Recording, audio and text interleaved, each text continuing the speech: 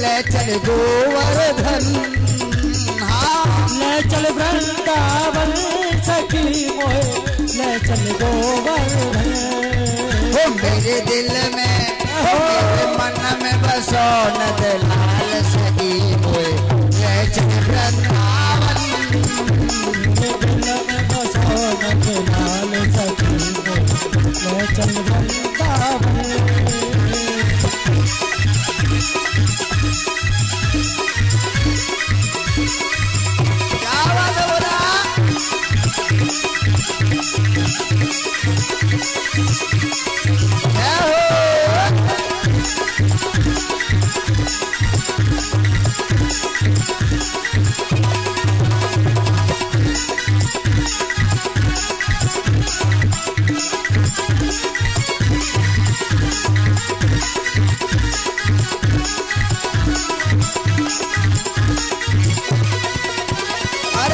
जब से सूरत देखी मैं तो पागल हो गई, जब से सूरत देखी मैं तो पागल हो गई।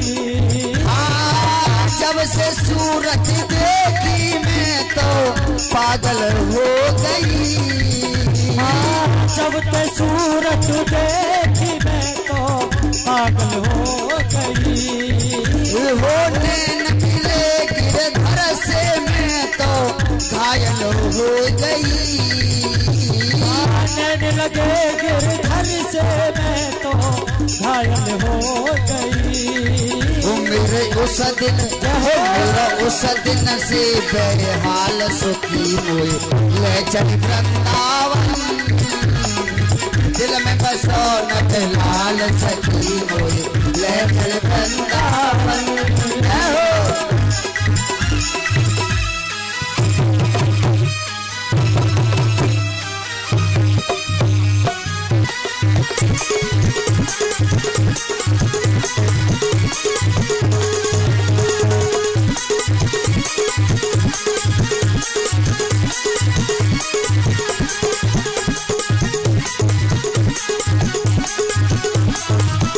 जय जय श्री राधे।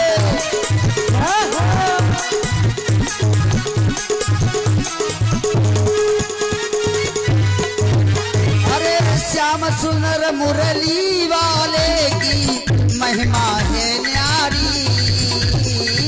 श्याम सुंदर मुरली वाले की महिमा है न्यारी। वो मेरे सारे कष्ट हरेंगे गोवर्धन धारी। मेरे सारे कष्ट हरेंगे गोवर्धन धारी। अरे ताली बजा दो जोर से।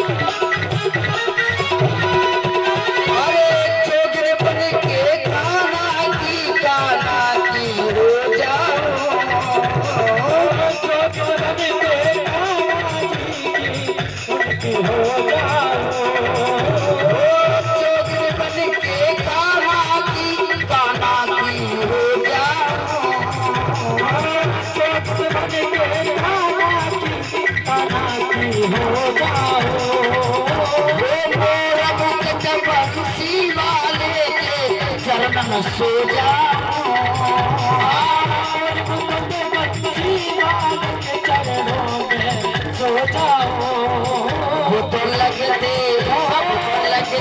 बड़े कमाल सदी में वृंदावन तो लगते बड़े कमाल सदी में चल वृंदावन मेरे दिल में बसो नंदलाल सदी में।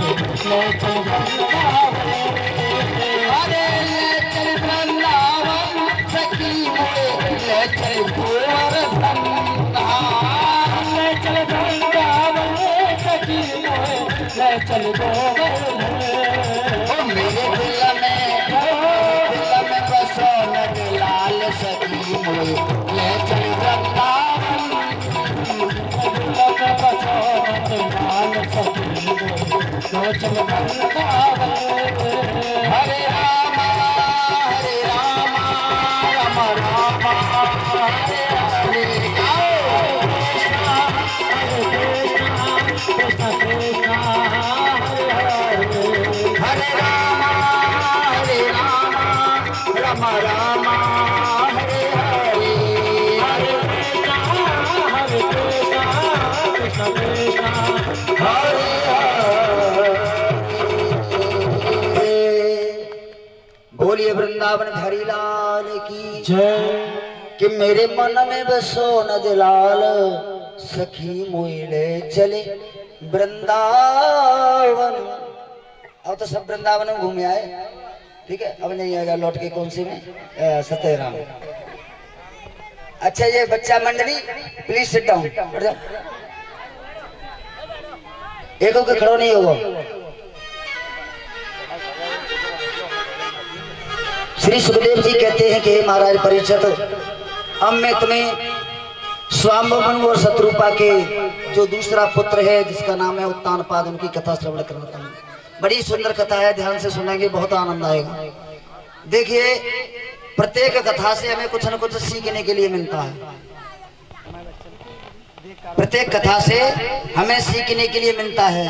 एक देवी सुनीति तुम जानती नहीं हो, अरे दूसरे विवाह के बड़े रट्टे हैं भैया, और जाने करे हैं दो विवाह वे जाने। आज के इस कलियुग में एक तो समर रही ना, एक तो समर रही ना, बाकी पीछे तो बाबा है गए। सही बता रहा हूँ, रोज सवेरे उठती हूँ 7 बजे, नहाऊंगा, नहा के तुरंत पूजा करूंगा, पूजा करे ना तो 2-3 हवन करने पड़ेंगे। सत्यनारायण की कथा करके आज कथा करके सत्यनारायण की कथा करने पड़ेंगे, और तुरंत साब देवी जी ये दो जे पकड़ो भैया तने आज पकड़ो हम चले, और नंते जाएंगे तो कोई ना कोई तैयार मिलेगा। एक के मारे और 2 होती तो फिर क्या होता, तो गारंटी थी हिमालय पर्वत पे जाना पड़ता, बताओ जाना पड़ता। तो आज उत्तानपाद कह रहे, अरे देवी तुम जानती नहीं हो, दुआ कहो तो बड़ो बड़ो रट्टो है। माता सुनीति कह रही है, महाराज मैं कछु ना जानती, कि देखो गांव में कहावत आवत है देवी के सोच तो चून की बुरी होती है। गांव में हमारी माता मैंने गाड़ी दे दी है कि आज मेरी सौत ला पहले तो ये दी, कितनी बड़ी गाड़ी। और जैसे ही बाने कहा दूसरी तो कह दी तो वो तो तुरंत डंडा लेके तैयार थे, वो तो सौत के ही आ जा पहला तू ये देख। राजा उत्तानपाद कह रहे सौत तो चून की बुरी होते है, मैं दूसरी शादी नहीं करूंगा। लेकिन माता सुनीति कह रहे महाराज मेरी बात मान लो, लेकिन वो नहीं मान। और कहने देवी अगर तुम सुनना ही चाहती है तो सुनो, मैं तुम्हें एक किस्सा सुनाता हूं छोटा सा। एक सेठ जी है, सेठ जी, अब भैया यहाँ कोई सेठ जी हो तो बुरो मत मानिए। एक सेठ जी है, और सेठ जी ने 100 में 2 ब्याह कर ले। उनने सोची भगवान कन्हैया ने 16,00108 विवाह कर ले तो द्वंत का हैरो, द्वंत का हैरो 2 विवाह कर ले कि तो कछु दिना तो दोनों सलाह में रही, और फिर कछु दिना बाद महाभारत घर में चालू है वो। इतनी जोर को महाभारत है वो कि जाकी चुटिया बाके हाथ, बाकी चुटिया बाके हाथ। और सेठ जी बेचारे दुकान करते, जैसे मान लो मुड़ी चौरा, संजय को अपनी दुकान को बढ़ा के आए तो दोनों की चुटिया एक दूसरे के हाथ में देखी, बोले गए बंद करो जाकू, शांति कर दी। बोली कि अब तुम्हें संग संग नहीं रहूंगी, तुम्हारा इंतजाम करना पड़ेगा। मेरा 2 मंजिल मकान है, और बड़ी भाई नीचे रहेगी और छोटी भाई ऊपर रहेगी। छोटी भाई बोली कि चलो जा बात है, हम तो राजी हैं, पर सेठ जी तुम आओ क्या करें, तुम आओ क्या करें। सेठ जी कहने लगे कि मैं अपना इंतजाम बता रहा हूँ कि एक दिना तेरे ना रहूं, एक दिना तेरे ना रहूं, एक दिना की कमाई तो दूंगा, एक दिना की कमाई तो दूंगा। दोनों जा बात पर राजी है। अब बेचारे बड़ा अच्छा परिवार फिर चलने करो, बड़ा आराम से चल लो है, लेकिन एक दूसरे में 36 को आंकड़ो है। काउ बात पे लेके दोनों में एक दिन झगड़ो है वो बड़ी जोर थे, और बात बनते बनते कहाँ पहुंच गई कि आज सेठ जी रुकने हैं बड़ी केना, और नंबर बड़ी केना को रुकबे को। तो छोटी बोली के देख अगर मैं हूं असल की होंगी तो सेठ जी आज मेरी ना रहेंगे। बड़ी बोली के जाएंगे तो नीचे ही है के कहूँ हेलीकॉप्टर तो थोड़े आने रहते छत्ते पर को जाए आगे तो नीचे ही है के दे मैं हूं देखती। तो दोनों सेठ जी मगन करवे के चक्कर में लग गई। तो नीचे बारी ने उर्द की दार और बढ़िया बढ़िया उर्द से दारम कनक से फुलका चितकंत घीयम अनेक मिर्चा उर्द की दार फुलकियां बनाई, में घी डालो और तली हुई मिर्च बान की जी तो बड़े अच्छे अच्छे सामान बना रही है। और कहूँ ऐसा होए कि सेठ जी की जीप वो लार टपक जाए और मैं कि मैं रुक जाए। बाने खीर बनाई, पूड़ी बनाई, कचौड़ी बनाई, दोनों अपनी आंखें फोरवे में लगी। और जैसे शाम भाई सेठ जी अपनी दुकान को शट डाल के आए, तुरंत नीचे भाई बाहर निकल के आई आंगन में। बोली सेठ जी हाथ पकड़ लो। सेठ जी कहा ऐसा करो देखो आज तो मैंने तुम्हारे मन की बड़ी सुंदर सौदा बनाई है। अरे देवी का बनाया है कि तुम कहती थे ना कि मुझे उर्द की दाल फुल्का बहुत पसंद है, आज मैंने वही बनाया है। सेठ जी बोले जो तो तुमने हमारी मन की कर दी तो चलो उर्द की हमें भूख लग रही है भैया, चलो पहले उर्द की दाल और वो फुल्का खाते हैं। और बाने ऊपर बारी ने देखो कि सेठ जी तो गयो, तुरंत उतर के झीना में आएगा। रे सेठ जी रुको तो सही पहले, तुम जा उर्द की दाल फुल्के पे मर गए। मोकू पूछो देखो मेरी आंख कैसी लाल लाल पड़ रही है, मोड़ो कैसो कालो कालो हेरो है। सवेरे ते चूल्हे को भूख रही हूँ तुम्हारे चक्कर में। मैंने खीर बनाई है मखाने डाल के, चिरौंजी डाल के, जो भी मेवा हो तो सो डाल के हैं। ऐसी ऐसी मोटी मोटी कचौड़ी बनवाई है, बनाई है, देसी घी की पूड़ी बनाई है। वो जैसे खीरे कचौड़ी को नाम आयो अब तो सेठ जी की जीभ कंधा पे आ गई और तुरंत झीना की तरफ चल रहे। 2-3 सीढ़ी चढ़ी पाए तो जी बड़ी ने सोची जी तो सेठ जी तो गयो, सेठ जी तो गयो और दौड़ी दौड़ी आई और पट सीना हाथों पकड़े। बोली सेठ जी एक बात बताओ, जाकी आंख लाल पड़ गई है, जाकर मोड़ो कार पर गए, तुमने मेरे मुंह की तरफ देखो है। अरे जा चूल्हे को ये भूख रही है, मैं हूं तो सवेरे ते लगी हूं। पहले दार और फुल्का खा जाओ, चाहे फिर तुम चाहे जा जाओ, फिर कोई मतलब ना, चाहे जा जाओ। सेठ जी बोले बात तो सही है। अब जैसे 2 सुड्डी ने के नीचे को उतरे, ऊपर बाई ने सोची सेठ जी तो गए, तुरंत बाने ऊपर एक हाथ पकड़ लो, जाए कहाँ रहे हो, पहले खीर पूरी खा जाओ और फिर बात के बाद चाहे बाहर में जाओ, मुंह पे कोई फर्क ना, मुंह पे कोई फर्क ना है, फिर चाहता जाओ। फिर बाने एकदम खींचो ऊपर को, फिर 3 सीढ़ी ऊपर पहुंच गए। अब तो वो कह लिया कि पहले दाल फुल्का खाओ, और जैसे कब 2 सीढ़ी नीचे आवते हैं फिर 2 सीढ़ी ऊपर खींच लेते हैं। अब तो बेचारे ऐसे बन गए बिल्कुल सारंगी की तनिया बजा रही हैं दोनों। एक सेठ जी है और 2 सेठा नहीं है, और न्यों करके एक ऊपर को खींच रही है और एक नीचे को खींच रही है। और 22 समय पे उनके घर में आ गो चोर। और जैसे ही चोर आया और चोर ने जैसे देखी कि जिका हेरो है, एक तो कह रही है कि खीर पूड़ी खाओ, ऊपर को खींच ले गई, और एक कह रही है कि दाल खाओ, वो नीचे खींच लाई। बेचारे की बाएं उखड़ी ना रही, नहीं सरबरे कर्म है। अब कछु बोली ना पे, कछु बोल ना पारे, खेचा खेची लगी है, ऊपर नीचे ऊपर नीचे ऊपर नीचे। हेलो ऊपर नीचे लगे भाई। चोर ने देखो कि मैंने सिनेमा तो बहुत देखे लेकिन ऐसा सिनेमा पहली बार देख रहा हूँ। चोरी तो चलो हम बाद में कर लेंगे, पहले जा सिनेमा क्यों देख ले। बड़ा आनंद आ रहा है, आपस में गाड़ी बकरेंगे, तू मेरी सौत तू मेरी सेहत। सेठ जी खिंच रहे हैं, देख दे देख दे, आंख में प्राण यानी पेट में ते निकल के सेठ जी की आंख में आएगी। ऐसे कत कत सवरी रात बीत गई, और जैसे ही सवेरे के 4 बजे तो दूधिया दूध लेके आयो और बाने दरवाजे को खटकायो कि दूध ले लो।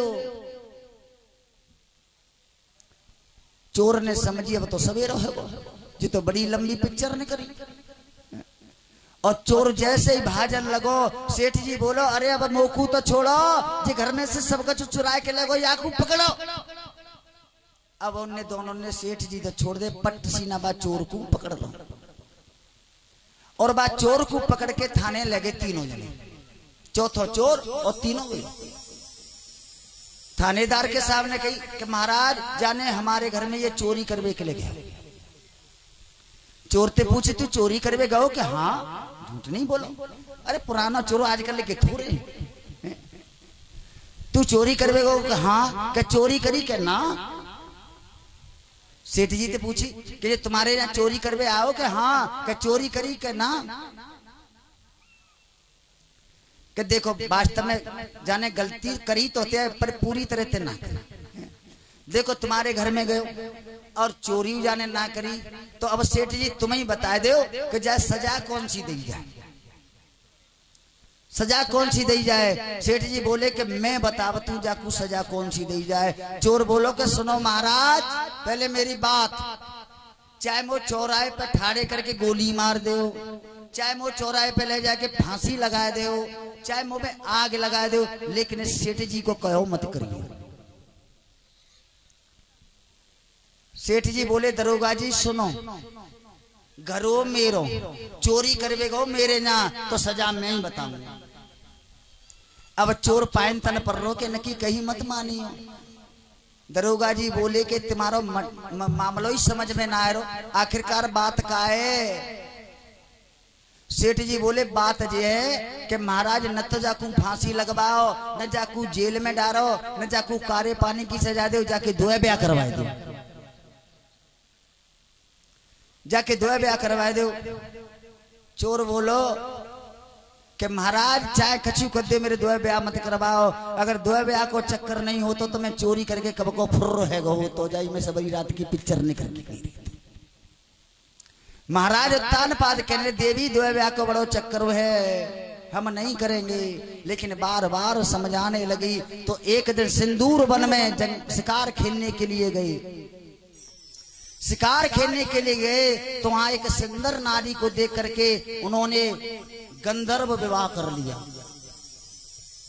आप लोग जानते हैं गंधर्व विवाह किससे कहते हैं? गंधर्व विवाह कहते हैं जो आजकल नहीं हो रहे, कम हो रहे हैं, हो तो रहे। गंधर्व विवाह कहते हैं कि घर ते है गए फुर्र और कोर्ट मैरिज कर लेना, वो गंधर्व विवाह। और जो ब्राह्मण जाता है, स्वस्ति वाचन करता है, अच्छी तरह से पाठग्रहण संस्कार होता है, उसको कहते हैं देव विवाह।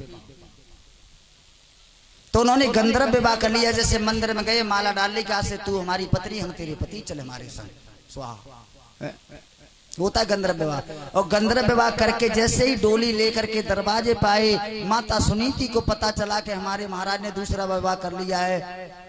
और दूसरी पत्नी का नाम था सुरुचि।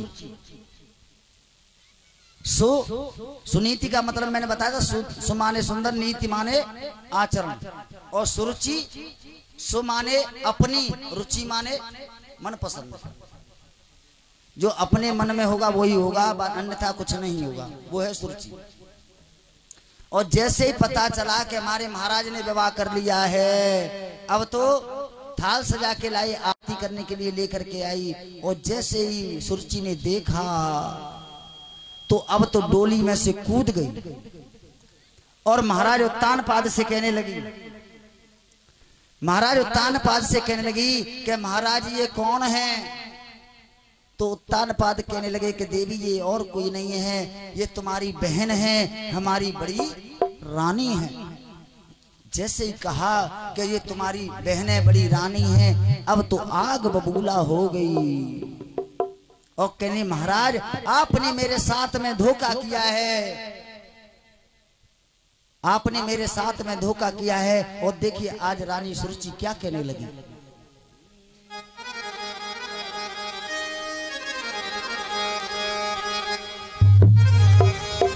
कि जब एक तुम्हारे रानी थी,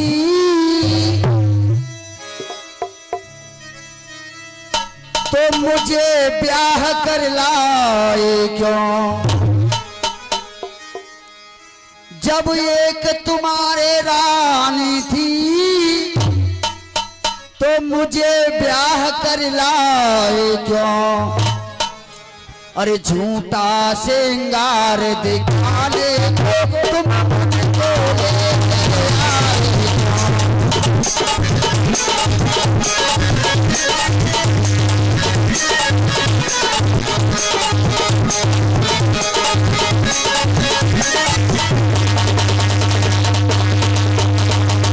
कहने लगी कि सुनो महाराज, आप बहुत ही धोखेबाज हैं, आपने मेरे साथ में धोखा किया है।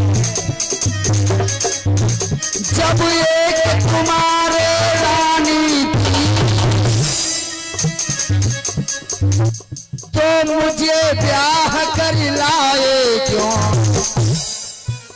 झूठा श्रृंगार जाने को तुम मुझको लेकर आए क्यों।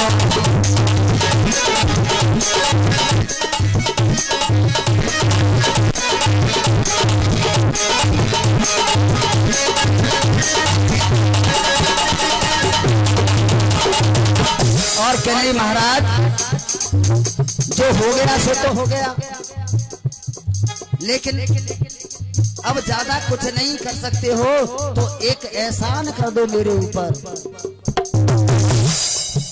अगर ज्यादा कुछ नहीं कर सकते तो एक एहसान कर दो। और आज देखिए महाराज उत्तानपाद कुछ नहीं बोल पा रहे हैं कि राजन इतना एहसान करो, राजन इतना एहसान करो, बेटे को वापस भिजवा दो। कह रही है कि ज्यादा नहीं कर सकते तो इतना तो कर सकते हो ना। राजन इतना एहसान करो, बेटे को वापस भिजवा दो। तुम इसके साथ बिहार करो, मुझको पियर में पहुंचा दो।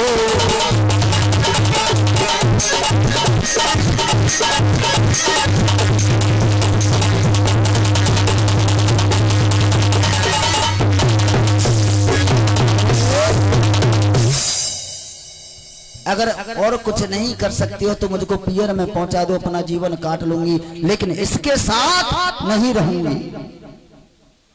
जब इतनी बात माता सुनीति ने सुनी तो उसके हाथ में से आरती का थाल छूट गया।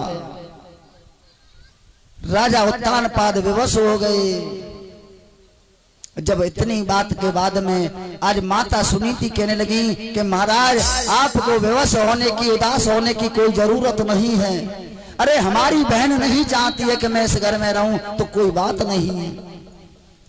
आज माता सुनीति ने क्या किया, घर से कुछ नहीं लिया, जैसे वस्त्र पहनी थी वैसे ही वस्त्र पहने हुए घर से बाहर निकल गई और जहां उत्तानपाद के खेत हैं वहीं जाकर के एक कुटिया बना करके रहने लगी।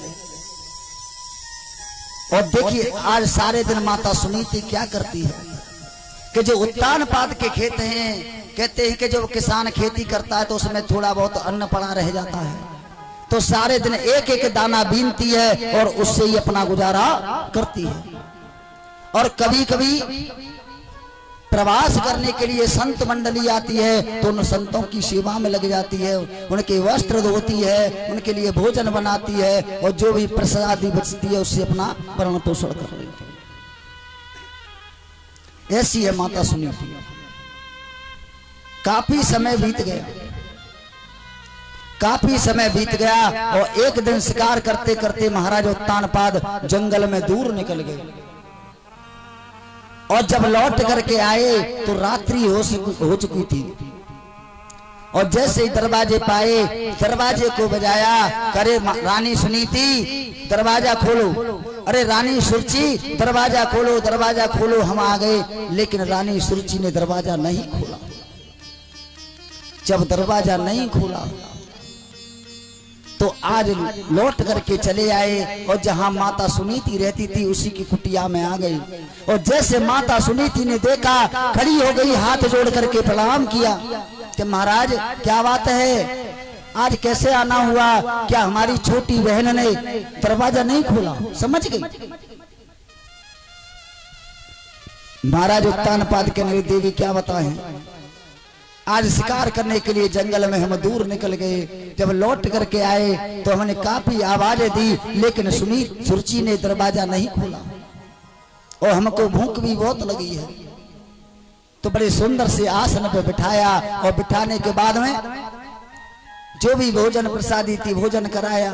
रात को वहीं रात्रि को वहीं रुके और देखिए जिसके कोई संतान नहीं थी और परमात्मा की कैसी कृपा हुई कि संसार के धर्म से प्रवृत्त होकर के उसी रात को माता सुनीति गर्भवती होगी। बोलिए गोविंद भगवान की जय हो।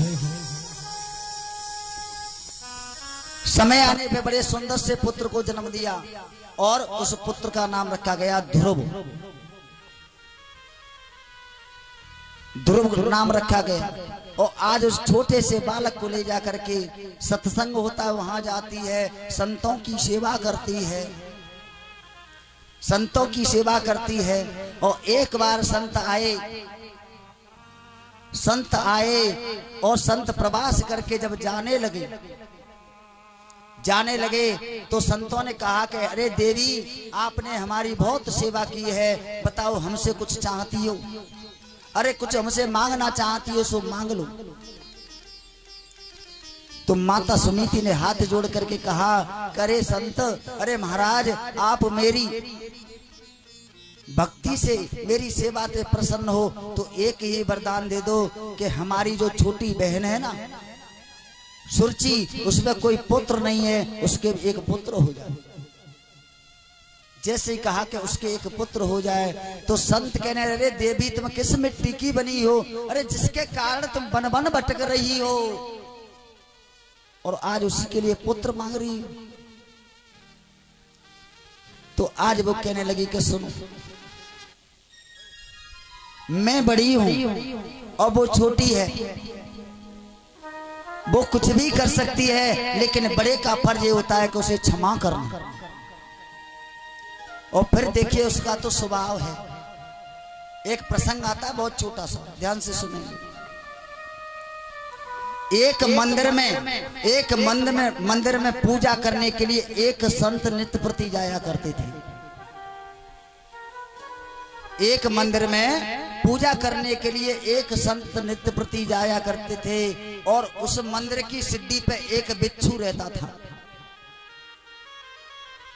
उस मंदिर की सीढ़ी पे एक बिच्छू रहता था और जैसे ही उस सीढ़ी पे पैर रखते थे तैसे ही वो उन संत को काट लेता था। नित्य प्रति का यही नियम था, रोज काटता था। लोग बाग देखते थे, कहते थे कि ये कैसा संत है, इसको बिच्छू काट लेता है फिर भी कुछ नहीं कहता है और पूजा करता है, चला जाता है।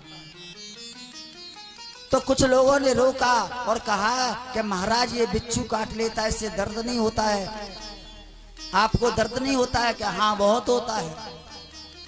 आपको ये रोज काटता है फिर भी आप कुछ नहीं कहते हैं। तो संत ने बड़ा सुंदर जवाब दिया कि देखिए, जब एक जो बिच्छू अपने स्वभाव को नहीं बदल सकता है, स्वभाव को नहीं बदल सकता है, तो मैं तो संत हूं, मैं अपने स्वभाव को कैसे बदल सकता हूं? मैं कैसे बदल सकता हूं? संत का क्या स्वभाव है? संत हृदय नवनीत समाना और आगमन गम पुराण बखाना। संत का हृदय तो नवनीत के समान होता है। अरे इसका कर्तव्य हिंसा करने का है, जिसका स्वभाव है वो तो ऐसा रहेगा। तो आज रानी सुनीति कहने उसका तो स्वभाव है, लेकिन जो मेरा फर्ज है वो भी तो मुझे पूरा करना है।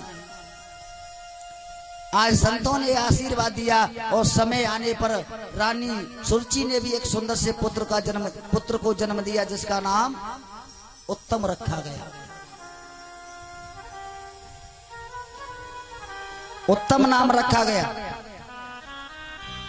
और देखिए एक बात और बताऊंगा मैं आप लोगों को, सही लगे तो ताली बजा देना, सही लगे तो बात मेरी 1 सेकंड की है, ज्यादा बड़ी नहीं है। 3 लोग ऐसे होते हैं कि उनमें मित्रता बहुत जल्दी हो जाती है। 3 लोग ऐसे होते हैं कि जिनमें मित्रता बहुत जल्दी हो जाती है। पहली, चाहे पल्ले मोहल्ला का बालक हो और 2 दिन जालंग खेलवे आ जाए तो बाकी मेरे मित्र रह जाएंगे। बच्चे की मित्रता बहुत जल्दी होती है आपस में। नेक देर बाद लड़ाई हो जाएगी, फिर थोड़ी देर बाद फिर सलाह मित्र रह जाएंगे। हाल रह जाएगी नेक दिन लड़ाई और सलाह। और बच्चन की लड़ाई पे बड़े बूढ़े जो बड़े लड़ते हैं बड़ी मूर्खता है, लड़ना नहीं चाहिए। वो तो हाँ लड़ेंगे, हाल ही कहा जाएगा।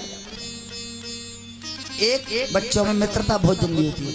और एक हमारी माता बहना में एक बार हम अपनी पत्नी को लेकर के करौली गए कैला देवी मैया के दर्शन करने के लिए। आगरा से बस में बैठे, ट्रेन में बैठे तो हम हमारी पत्नी हम एक जगह की थी। बाद बाकी अन्य जो सीट पे बैठी थी माता बहनें कई बैठी थी, हमें नहीं पता को कहाँ की है। ट्रेन आगरा पार नहीं कर पाई। जैसे एक स्टेशन निकली दूसरी स्टेशन पर पहुंची तब तक तो हमारी पत्नी तुरंत बोल गई, बहन जी हाँ तो तुम करौली जा रही हो, तुम वहां करौली जा रही हो? कहाँ बहन जी हम करौली जा रही। अच्छा तो हम करौली जा रहे, जे हमारे पति है, ठीक है, जे हमारे पति है। तो बहन जी तुम कहाँ से आई? कि हम फिरोजाबाद से। अरे तब फिरोजाबाद से आई हो तो टूला के पास पचोकरा तो हमारा गांव ही है। अच्छा कहाँ? तो ना तुम आगरा रहते हैं? कहाँ? दूसरी स्टेशन और आई तब तक बहुत घनिष्ठ मित्रता है गई।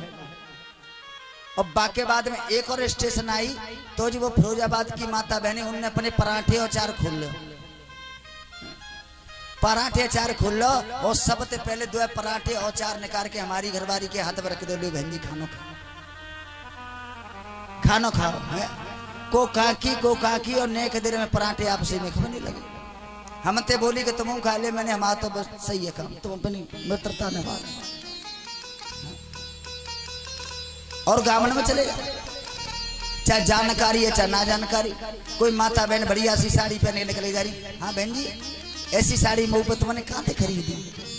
चाहे जानती ना बिल्कुल हाल मित्रता हो जाएगी। और आपस में चुगली वो हाल नहीं करेगी 2 मिनट में, लेकिन मित्र तो वो हाल है जाते। अब भैया तीसरे न की मैं कहूँगा नहीं, 2 तो मैंने बता दे, तीसरे न की कहूँगा नहीं, चक्का वो बुरी लगेगी। और तीसरे तुम संजा को जाइयो भी चौराहे का है, मैं जाइयो और कलारी पे बैठी है, ठेका बोलता है बाप पे बैठी है। और एक आदमी पहले ते बैठो आधो पीरो हो बने और आधो रखो हो, आधो पी लो आधो रखो हो। और एक दूसरा और पहुंच जाए, चाहे कोई जानकारी ना कहाँ के कोई मालूम ना कहाँ के, आधो वो पी ले अपनों लाके, तब तक तो ऐसे रंगेगा कोई जानकारी नहीं। और आधो जैसे ही उनके अंदर उतरो तो तुरंत भैया हाँ अरे नमकीन है जा मैं तो ले लो नमकीन, पहले नमकीन पे काम चालू हो जाएगा तुरंत खाए। फिर वो पूरा पेट में पहुंच गो तो उनके टावर पूरे हो जाएंगे। भैया तुम कहाँ से आए? अरे हम अरे यार आज से हम तो मित्र हैं। ऐसे कृष्ण सुदामा जैसे घनिष्ठ मित्र रह जाएंगे कि ले भैया ये 100 रुपया और पकड़, एक और पकड़ ला, एक और पकड़ ला। फिर आधे में बामते सुदामा जैसा भोजन खाएंगे, चावल खाए के बाद में फिर सड़क पे लहराएंगे कि मित्र तुझे जीवन में कभी भी जरूरत पड़े तो चले आना, मेरे भंडारे तेरे लिए हमेशा खुले रहेंगे, चाहे घर में छुपरवे के लिए तेल ना।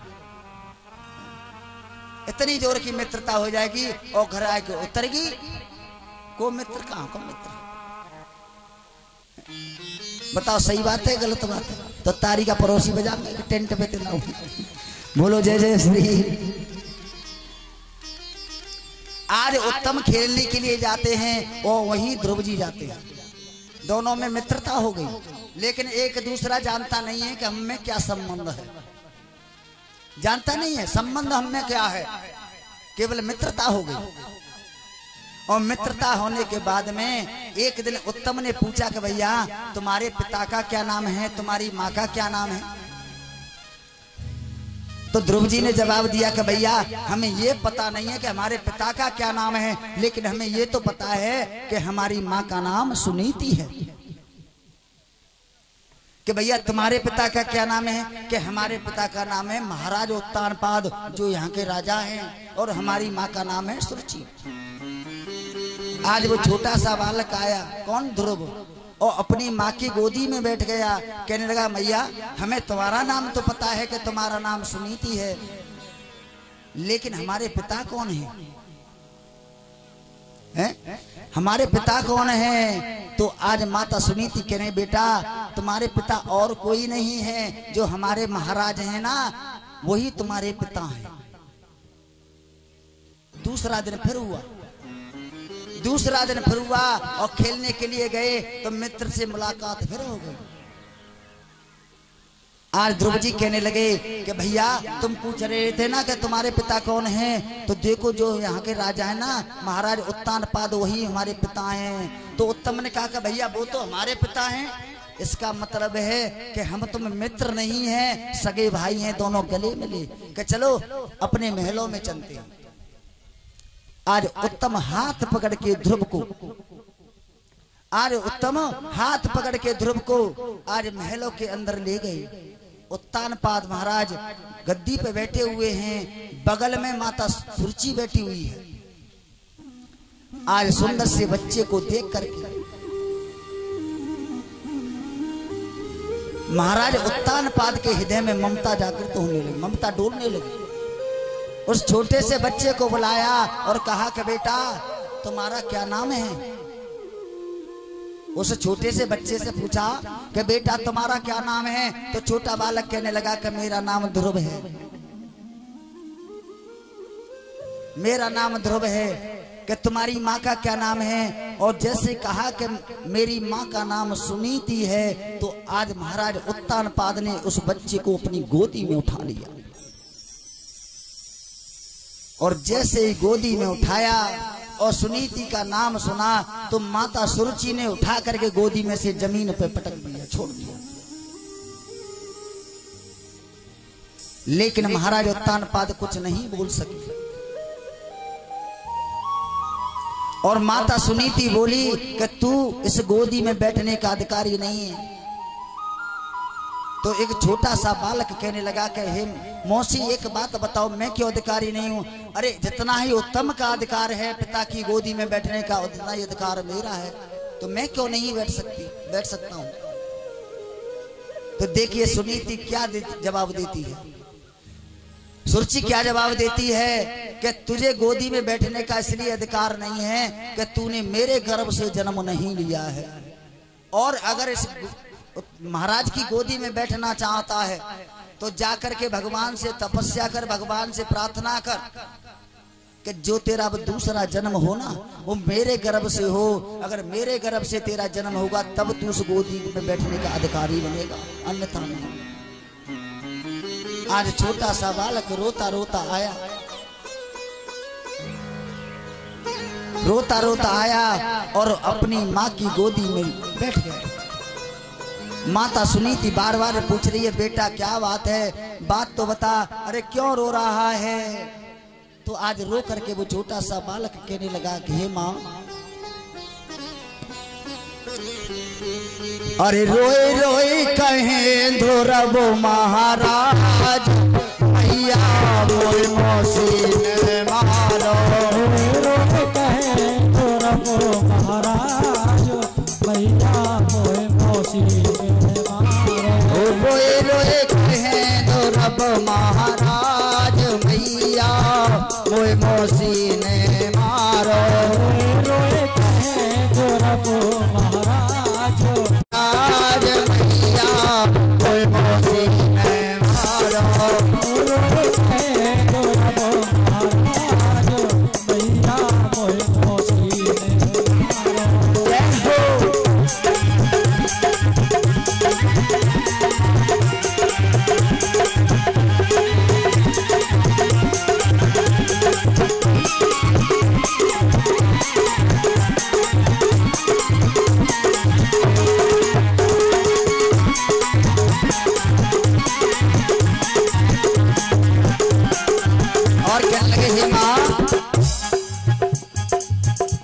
मौसी ने धक्का दीनो, नाय तरस पिता ने तीनो। धक्का दीनो, नाय तरस पिता ने तीनो। मौसी ने धक्का दीनो,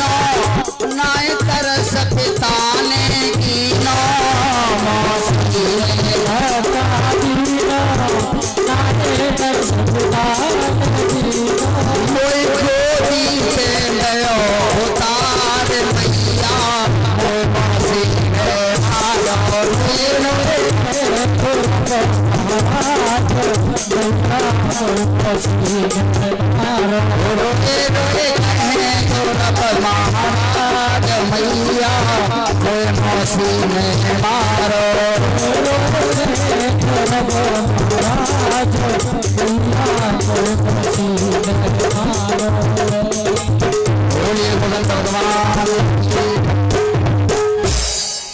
और एक बात बता मैया मुकु का माता सुरुचि की जो गर्व है क्या भगवान से भी ऊपर है? मैया मुझे गोदी में से उतार दिया और कहा कि अगर तू अपने पिता की गोदी में बैठना चाहता है तो पहले जाके भगवान की तपस्या कर। भगवान जब प्रसन्न हो जाए तो एक ही वरदान मांगना कि अब मेरा दूसरा जन्म हो तो माता सुरुचि के गर्भ से हो। तो देखिए उस मैया ने एक भी बार नहीं कहा कि उसने गलत कहा। और देखिए एक माँ अपने बेटे को कैसे समझा रही है। अच्छा आप लोग बहुत माता बहनें बैठी हैं, ठीक है, कोई माँ ये चाहेगी कि उसका बेटा महात्मा बन जाए, बाबा बन जाए? ये बताओ कौन कौन चाहती है? अच्छा जी बताओ, इतनी कितनी माता बहनें जो चाहती है कि उनके बेटा कलेक्टर बन जाए? वो सबरी चाहती है, खुश है। अरे ले भगवान लड्डू फूट गए, कलेक्टर के लिए सब खुश है। और नंबर आ जा बाबा को, अरे बाबा बना लू खाम खाई पंडित तुम जाने कहाँ त्योहार करता हूँ। बाबा के लिए कोई तैयार ना होगी, कह जाती नहीं। और रामचरितमानस में आया है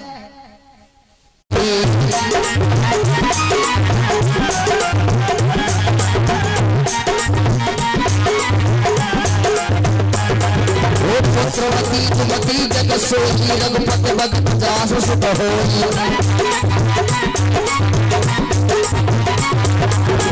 पुत्रवती जुवती जग सोई रघुपति भगत जासु सुत होई।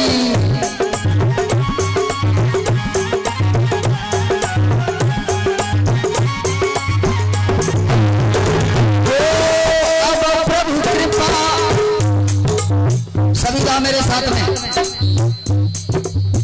अब प्रभु कृपा करो यही भांति सब तज भजन करो दिन राति।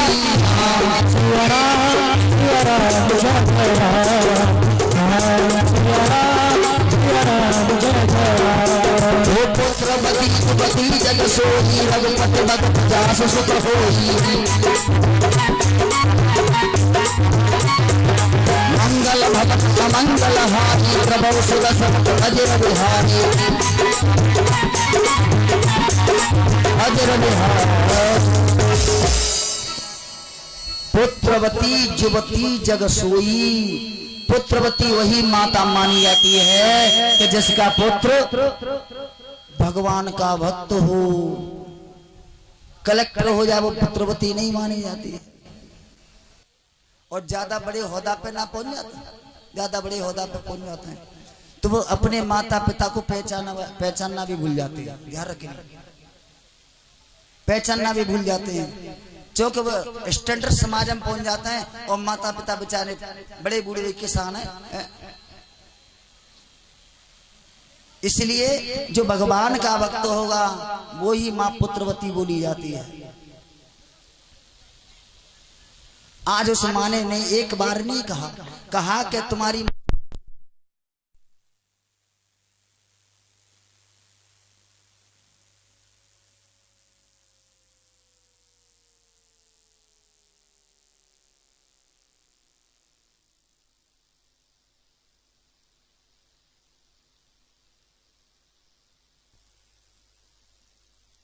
कहा है, केवल कहा तो ये कहा कि बेटा तेरी मौसी सत्य कहती है। अरे ये शरीर का पिता है, संसार का पिता है, आज है कल नहीं रहेगा। अगर तेरे मन में पिता की गोदी में बैठने की इच्छा है तो उस परम पिता की गोदी में बैठ जो सबका पिता है। अरे ये तो शरीर का पिता है, 10 साल 5 साल 20 साल का है, उसके बाद नहीं रहेगा, लेकिन परम पिता हमेशा रहेगा। और उस परम पिता की गोदी में तू एक बार बैठ गया तो ये संसार तेरे नाम का गुणगान करेगा। और आज देखिए वो छोटा सा बालक कह दिया कि बेटा जा, तेरी माँ का हाथ तेरे ऊपर है, तेरी माँ का तेरे ऊपर तो आशीर्वाद है, वन में जा तपस्या करने के लिए। आज वो छोटा सा बालक चलने लगा और माँ से कहने लगा कि हे माँ सुन,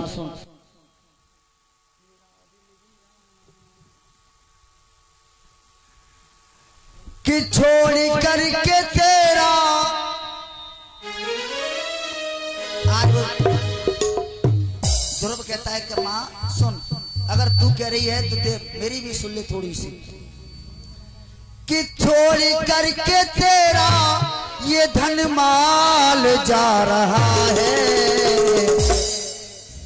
छोड़ करके तेरा ये धन माल जा रहा है, राम के भजन को लाल जा रहा है, राम के भजन को लाल जा रहा है, छोड़ करके तेरा ये धन माल जा रहा है, छोड़ करके तेरा ये धन माल जा रहा है, राम के भजन को तेरा लाल जा रहा है,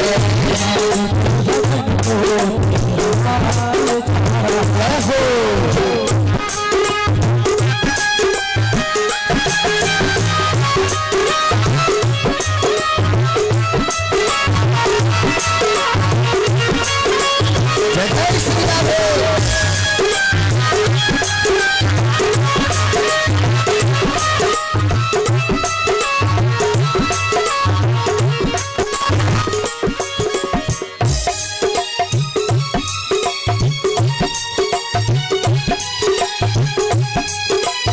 और न कोई अपना है, हम का है, हम हमारा और नहीं कोई अपना है, झूठे हैं सब रिश्ते नाते, झूठे हैं सब रिश्ते नाते, झूठा जग का सपना है, झूठे हैं सब रिश्ते नाते, झूठा जग का सपना है, छोड़ करके तेरा,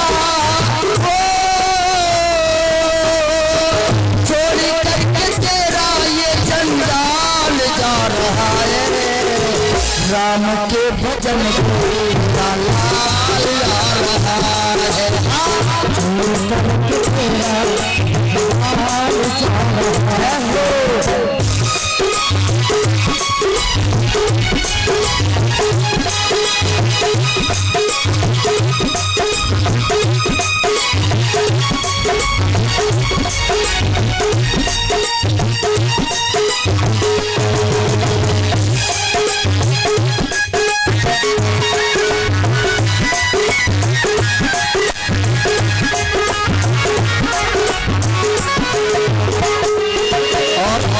छोटा सा बालक ध्रुव कहने लगा कि हे माँ, बाली उम्र को तेरे उम्र को नहीं पिता का प्यार मिला,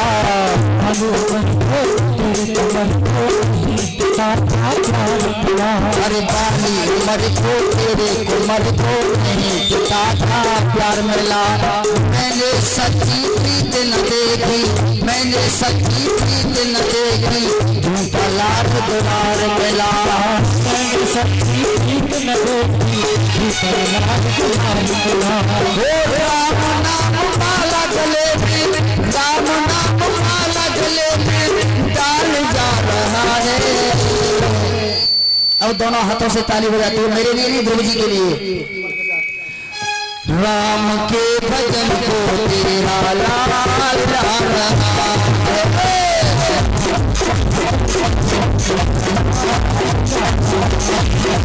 ओ राम के भजन को तेरा लाल जा रहा है,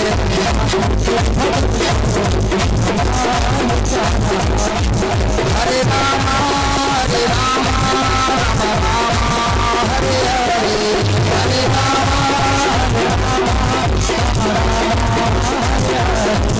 हरे राम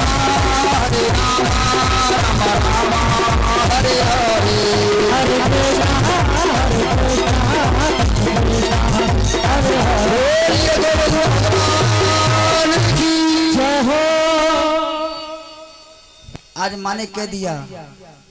और देखिए कहते हैं कि कितनी उस समय पे माता सुनीति को अपनी छाती कठोर करनी पड़ी होगी। जब तक अपना पुत्र दिखा एक आंखों से आंसू नहीं आया, और जैसे ही आंखों से ओझल हुआ तो अब तो आंसुओं की धार बह, और मन में बार बार विचार कर रही है कि हे प्रभु, हे मेरे कन्हैया, मेरे गोविंद, मेरे कुंवर की रक्षा करना, मैंने केवल तुम्हारे ही भरोसे पे उसको छोड़ दिया। आज रास्ते में चले जा रहे हैं ध्रुव जी, ये पता नहीं है कहाँ जाना है कहाँ रुकना है, लेकिन रास्ता